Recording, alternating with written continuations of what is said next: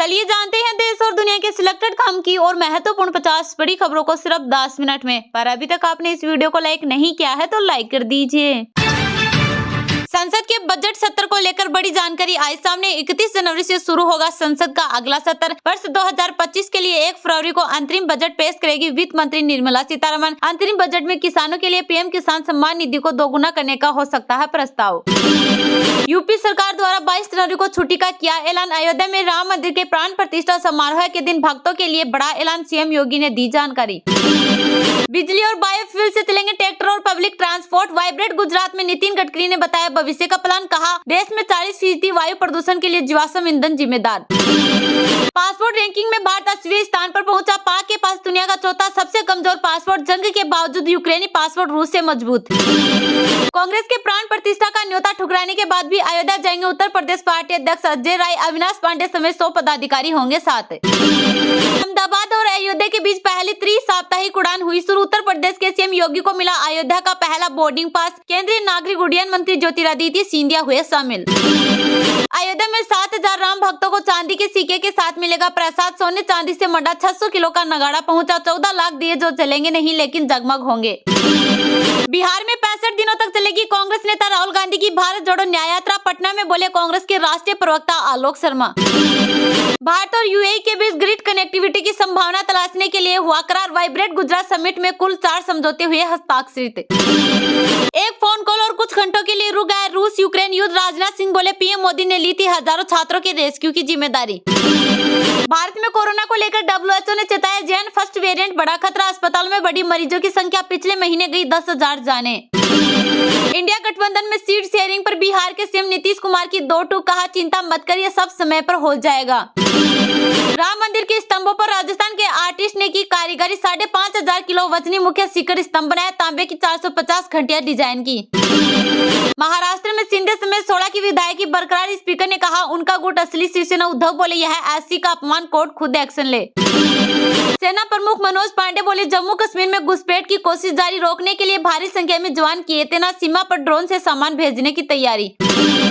इंदौर सूरत देश के सबसे स्वच्छ शहर राज्यों में महाराष्ट्र बना नंबर 1। गंगा किनारे बसी क्लीनेस्ट सिटी में वाराणसी पहले, प्रयागराज दूसरे स्थान पर। देश के सबसे लंबे समुद्री ब्रिज पर बाइक रिक्शा हुए बंद। 4 व्हीलर की maximum speed 100 kilometre PH. PM Modi Atal Setu का उद्घाटन आज करेंगे। पंजाब यूपी राजस्थान में कोल्ड डे का अलर्ट हुआ जारी। एमपी समेत 10 राज्यों में कोहरा। दिल्ली में 24 ट्रेनें लेट। तमिलनाडु में बारिश के आसार। रामलला प्राण प्रतिष्ठा कांग्रेस के शामिल न होने पर नेता बटे। कृष्णम बोले राम अयोध्या से लड़ाई नहीं। गुजरात कांग्रेस के पूर्व अध्यक्ष ने कहा गलत फैसला। चीन के राष्ट्रपति जिनपिंग ने कहा मालदीव की आजादी की रक्षा करेंगे। भारत से विवाद के बीच राष्ट्रपति मुइजू के साथ टूरिज्म सहित 20 अहम समझौते किए। अफगानिस्तान से दिल्ली तक लगे भूकंप के झटके 6.1 की रही तीव्रता। हिंदू कुश में जमीन से 220 किमी नीचे था केंद्र। कोई नुकसान की खबर नहीं। जैसा पंडित नेहरू ने सोमनाथ मंदिर के साथ किया था। असम सीएम ने की अयोध्या निमंत्रण को अस्वीकार करने के लिए कांग्रेस की आलोचना। प्राण प्रतिष्ठा में रामानंदाचार्य पीठ को नहीं मिला आमंत्रण। राम नरेशाचार्य बोले राम मंदिर पर रामानंद संप्रदाय का प्रथम अधिकार। बिना न्योता नहीं जाएंगे अयोध्या। बसपा की यह प्लानिंग इंडिया गठबंधन की बढ़ा सकती है मुश्किलें। सपा की भी धड़कनें बढ़ी। थर्ड फ्रंट की सुगबुगाहट तेज। इन सीटों पर पड़ सकता है बड़ा असर। निखिल गुप्ता के खिलाफ सबूत देने से अमेरिका ने किया इनकार। कोर्ट की मांग खारिज की। आतंकी पन्नू मामले में आरोपी है भारतीय नागरिक। फारूक अब्दुल्ला को ईडी ने भेजा समन। मनी लॉन्ड्रिंग केस में आज पूछताछ के लिए बुलाया। जम्मू कश्मीर क्रिकेट एसोसिएशन के फंड में हेरफेर का मामला। T20 वर्ल्ड कप से पहले आखिरी T20 सीरीज खेलने उतरेगी टीम इंडिया। रोहित शर्मा की 14 महीने बाद वर्ल्ड कप में होगी वापसी। गूगल एक बार फिर करेगा अपने कर्मियों की छटनी। डिजिटल असिस्टेंट, हार्डवेयर और इंजीनियरिंग टीम्स में से सैकड़ों कर्मचारियों को नौकरी से निकाल रही कंपनी। निपाह वायरस की संभावित पहली वैक्सीन की ह्यूमन टेस्टिंग हुई शुरू। 25 साल पहले मलेशिया में मिला वायरस। केरल में लॉकडाउन जैसे हालात हो गए थे।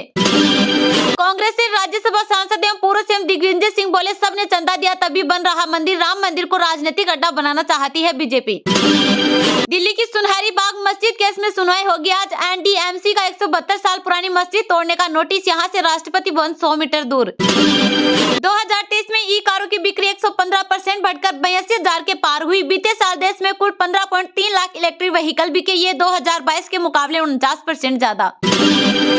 मोदी विश महिला सम्मान सेविंग सर्टिफिकेट। एसबीआई और पीएनबी सहित कई बैंकों ने ब्याज दरों में किया बदलाव, जाने अब कहां पैसा लगाना फायदेमंद। स्पाइस जेट जल्द ही लक्षद्वीप और अयोध्या के लिए शुरू करेगी उड़ानें। 2250 करोड़ के फंड से होगा विकसित होगी एयरलाइंस। पीएम शेख हसीना ने स्मार्ट बांग्लादेश बनाने के संकल्प को फिर से दोहराया, बोली देश की प्रगति को अब कोई नहीं रोक सकता। राम मंदिर प्राण प्रतिष्ठा का न्योता ठुकराने पर कांग्रेस पर भड़के हिमंत बिस्वा शर्मा। बुलाना भी नहीं चाहिए था, लेकिन उन्होंने इसको गवा दिया और अपने पापों को कम करने से चूक गए। आज ही चले जाए क्या राम मंदिर समारोह में अयोध्या जाने को लेकर बोले ओपी राजभर। मंत्री बनने के लिए किया एक बार फिर बड़ा दावा।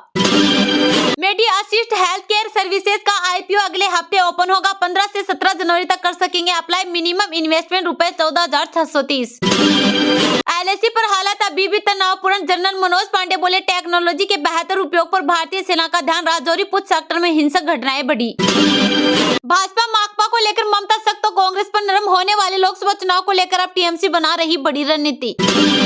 अयोध्या में रामलला की प्राण प्रतिष्ठा के कुछ दिनों पहले मुस्लिम समुदाय के लोगों से मिले पीएम मोदी। ख्वाजा मोइनुद्दीन चिश्ती की मजार के लिए दी चादर।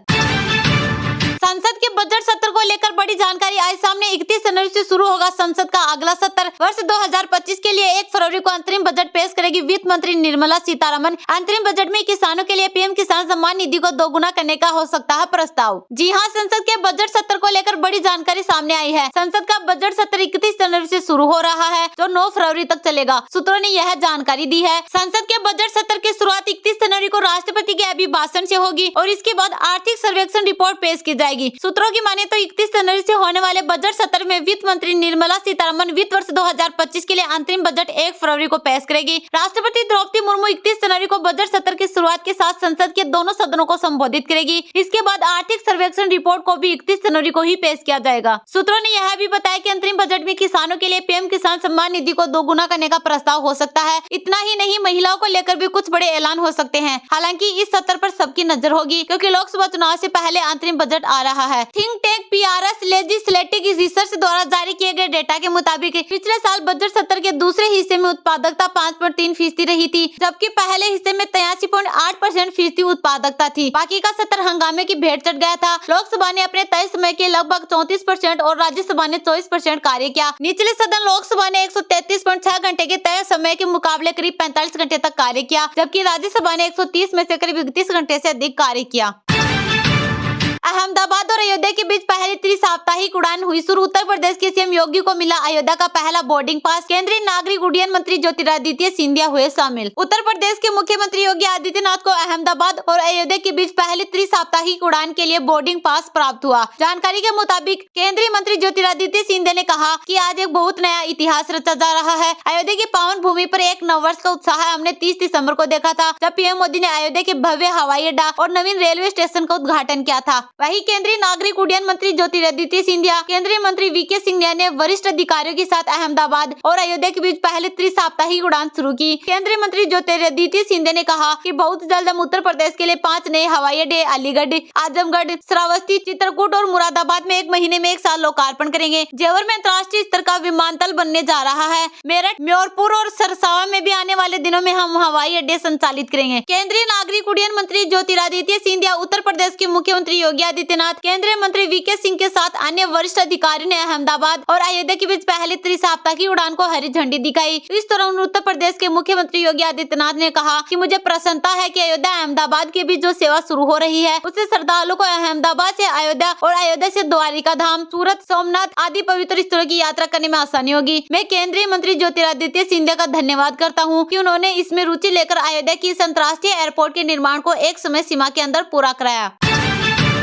बिजली और बायोफ्यूल से चलेंगे ट्रैक्टर और पब्लिक ट्रांसपोर्ट। वाइब्रेट गुजरात में नितिन गडकरी ने बताया भविष्य का प्लान। कहा देश में 40% वायु प्रदूषण के लिए जीवाश्म ईंधन जिम्मेदार। केंद्रीय सड़क परिवहन व राष्ट्रीय राजमार्ग मंत्री नितिन गडकरी ने कहा कि देश में 40% वायु प्रदूषण के लिए जीवाश्म ईंधन जिम्मेदार है। उन्होंने देश में पब्लिक ट्रांसपोर्ट में भी बिजली एवं जैव ईंधन से वाहनों को चलाने की बात कही। गडकरी ने गांधीनगर में चल रहे वाइब्रेट गुजरात निवेशक सम्मेलन में कहा कि देश का ऑटो उद्योग 12,50,000 करोड़ का है, जिसे 25 लाख करोड़ तक ले जाना है। उन्होंने कहा कि जीवाश्म ईंधन हमारे देश में प्रदूषण का सबसे बड़ा कारण है। 40% वायु प्रदूषण इसी के कारण है। गडकरी ने बताया कि भारत अपना 80% जीवाश्म ईंधन आयात करता है। उन्होंने इलेक्ट्रिक वाहनों के निर्माता से कहा कि अब वह फ्लेक्सी ईंधन वाले वाहन बनाना शुरू करे, क्योंकि इलेक्ट्रिक के साथ जैव ईंधन से वाहन चलाना पर्यावरण के लिए भी हितकर है और लोगों की जेब के लिए भी। गडकरी ने कहा कि बहुत जल्द भारत में ट्रैक्टर भी जैव ईंधन पर चलते नजर आएंगे। गडकरी ने कहा कि पब्लिक ट्रांसपोर्ट को भी अब बिजली से चलाना चाहिए, ताकि जीवाश्म ईंधन की निर्भरता तो समाप्त होगी, साथ ही हमारा पर्यावरण भी संरक्षित होगा। उन्होंने दिल्ली से जयपुर के बीच बिजली के ट्रक पर चलने वाली बस के प्रोजेक्ट की बात कही। गडकरी ने कहा कि दिल्ली से मुंबई के बीच भी बिजली केबल लगाकर बस का संचालन किया जा सकता है। इसके अलावा उससे ट्रकों को चलाने से लॉजिस्टिक कास्ट काफी कम हो जाएगी। देश के कई नामी ऑटोमोबाइल इंडस्ट्री संचालकों का उल्लेख करते हुए गडकरी ने कहा कि करीब 4 साल पहले उन्होंने इलेक्ट्रिक वाहनों की बात कही थी, लेकिन उन्होंने इसे हल्के में लिया। कुछ वाहन निर्माता ने ही व्हीकल बनाना शुरू किया और यह कमाल है कि आज बड़े ऑटोमोबाइल इंडस्ट्री वाले इस मामले में बस छूट गए।